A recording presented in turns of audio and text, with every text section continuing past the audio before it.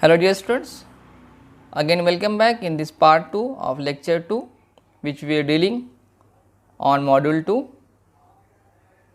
that is direct and bending stress in column, in which we have discussed already about stress distribution diagram at the base of the column, limited eccentricity and the condition for the no tension at the base.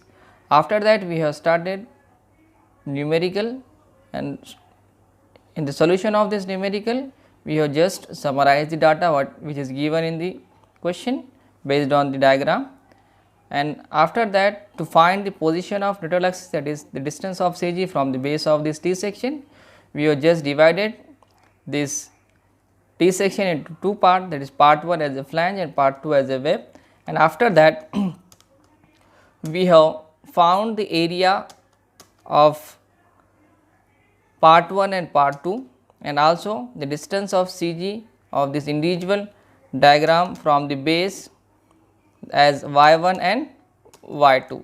Okay. So, we have got A1 as a 4000 mm square, y1 190, A2 2700 mm square and y2 as a 90, and after that by calculating we have got y bar as 149.70 mm. Okay. Now, let us move towards the calculation of stresses.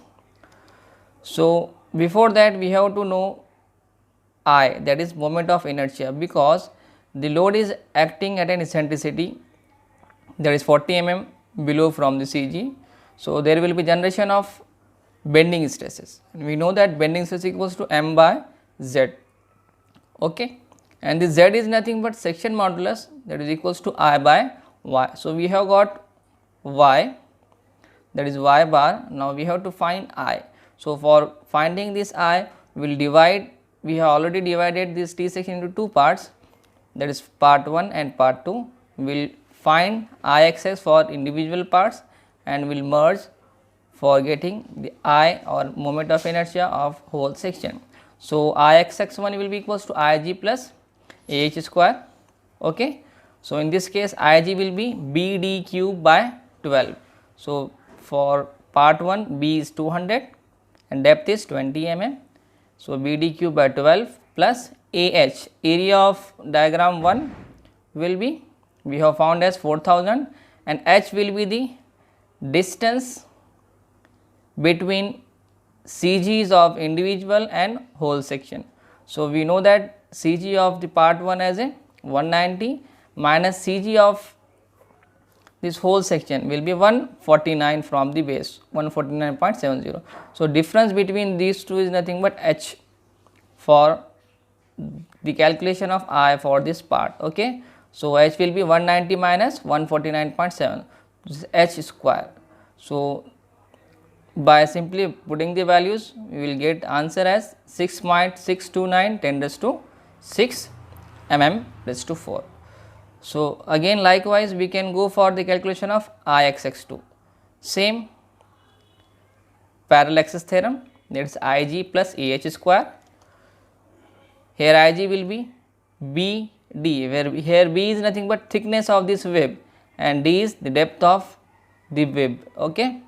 So, depth of web is 180 and width is 50. So, 50 into 180 cube by 12 plus A H square. So, area of this part 2 is, we have got as a 2700 into this H distance. H distance will be difference between CGs of the whole assembly and the individual part 2. So, 149.70 minus CG of this part 2 90 will give the H. So, simply put the values and operative accuracy will get the answer 16.91 into 10 raised to 6 mm raised to 4. Everyone got this answer? So, now we have got moment of inertias for this individual diagram, that is for flange and for web. What about the moment of inertia of the whole assembly? So, simply by adding these two we will get the Ixx or I for the whole T section. So, Ixx will be Ixx1 plus Ixx2, put the values and calculate. So, it will give answer as a 23.539 into 10 raised to 6 mm raised to 4. Everyone got this answer? So, what is remaining now? We have got y bar and I also. So, we can find z. So, next step, let us calculate z xx. So, z is nothing but I xx by y max, that is equals to 23.539 10 raised to 6 divided by y max. We have got from the base as a 149.70. Just put the values, you will get this answer. Everyone got this answer? What is the answer? Yes, 157.241.15, or you can write 157.241 10 raised to 3 mm cube. So, we have got z. Now, we can easily find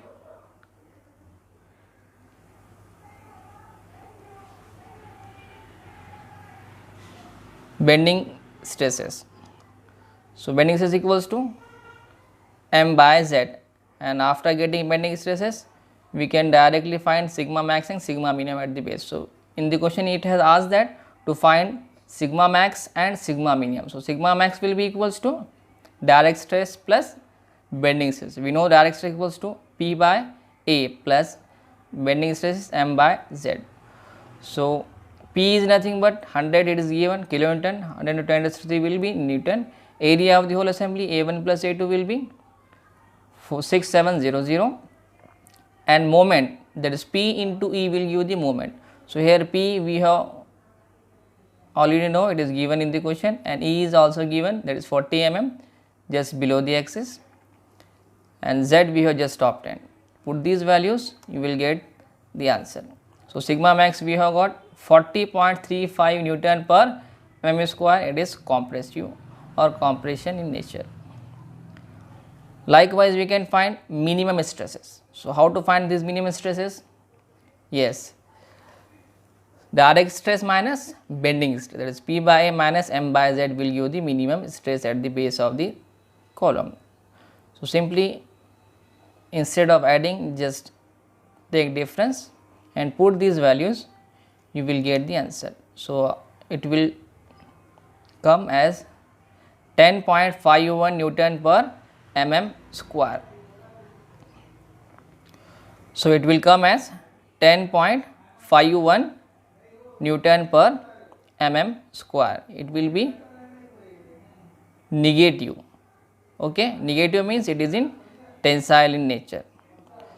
So, we have got the stresses as at the base 40.35 Newton per mm square, that is positive, that is compressive, and at the other edge of this column it is minus 10.51 Newton per mm square, that is sigma minimum as a tensile stress. So, likewise we can draw the stress distribution diagram also. So, it ends solution of your numerical. So, I hope you can solve the numericals based on this principle. Let us summarize what we have learned in these two sessions of this lecture. So, we have discussed what is limit of eccentricity, stress distribution diagrams, how it is going to change based on the application of loading, and after that we have solved a numerical based on these discussions, that is eccentricity, stress distribution diagram, and direct and bending stresses, as well as maximum and minimum stresses calculation. So, these all things we have discussed with the help of numerical.